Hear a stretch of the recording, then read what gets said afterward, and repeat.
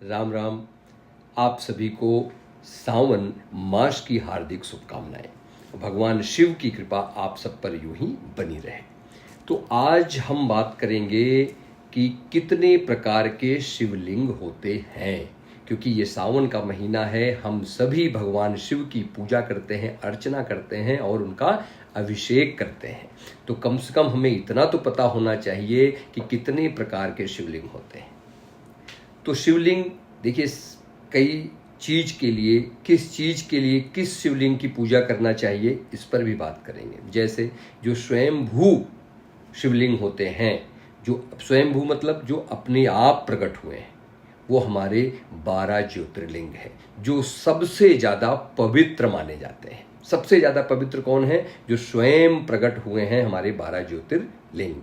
अब उसके बाद पार्थिव बनता है, पार्थिव, फिर पारद, इस पर भी हम बात करेंगे। और सबकी किसी शिवलिंग की पूजा करने से मनोकामना पूर्ति के लिए किया जाता है, किस शिवलिंग की पूजा सिद्धि प्राप्ति के लिए किया जाता है, इस पर भी बात करेंगे।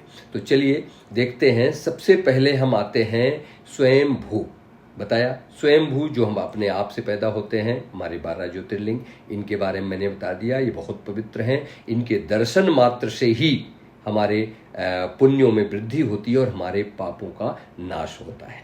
अब इसके बाद आता है पारद शिवलिंग। पारद शिवलिंग क्या है?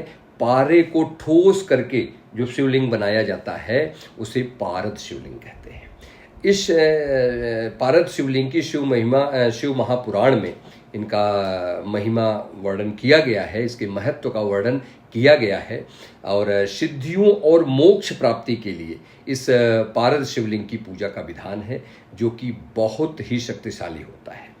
पारद शिवलिंग सकारात्मक ऊर्जा बढ़ाने के साथ साथ आपको भौतिक सुखों की भी प्राप्ति कराते हैं।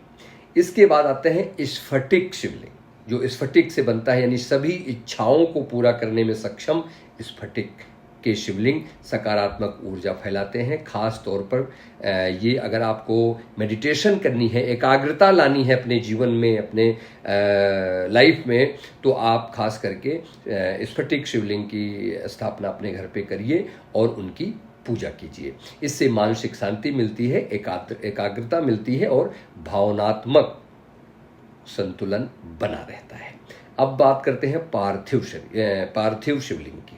तो पार्थिव शिवलिंग क्या होता है? जो हम लोग मिट्टी से निर्मित करते हैं और शुद्ध मिट्टी से उसको निर्मित करके जो शिवलिंग बनाया जाता है, उसको पार्थिव शिवलिंग कहते हैं। मनोकामना अगर जो भी आपकी है, उसको पूर्ति करने के लिए, अपने मनोकामनाओं, अपनी इच्छाओं की पूर्ति करने के लिए हम पार्थिव शिवलिंग का निर्माण करते हैं। और इस जो ये शिवलिंग है, ये विशेष रूप से सावन में इसके पूजा का विशेष महत्व है। और इन पार्थिव शरीर से रुद्राभिषेक करते हैं तो हमें सकारात्मक प्रभाव देखने को मिलते हैं।